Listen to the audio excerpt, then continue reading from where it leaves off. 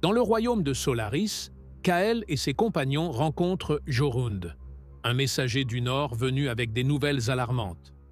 Les géants de Nordurheim, autrefois paisibles, ont bloqué les routes terrestres et menacent d'une invasion dévastatrice.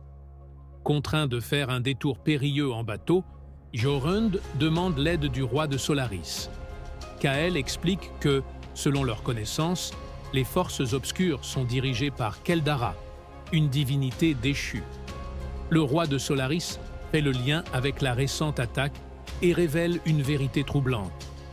Le général qui était à la tête des forces obscures n'est autre que Krelm Shadowrend, un serviteur loyal de cette entité maléfique. Kael, frappé par cette révélation, se remémore d'étranges visions et le mystérieux homme des forces obscures déjà croisé lors d'anciennes quêtes. Le roi décrit le contexte géopolitique du continent.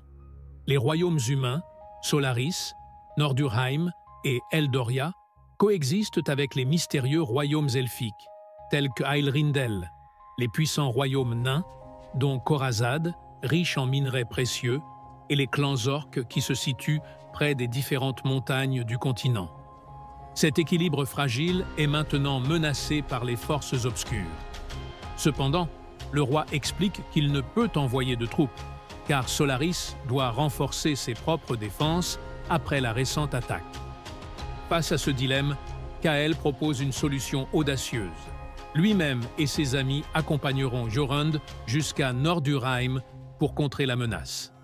Après une courte réflexion, le roi accepte, voyant en eux une lueur d'espoir. Soulagé, Jorund reprend courage. Leur mission commence au port de Solaris, mais une sombre surprise les attend.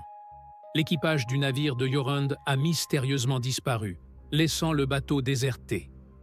Kael et ses compagnons doivent maintenant résoudre ce mystère avant que la menace des géants ne devienne irréversible.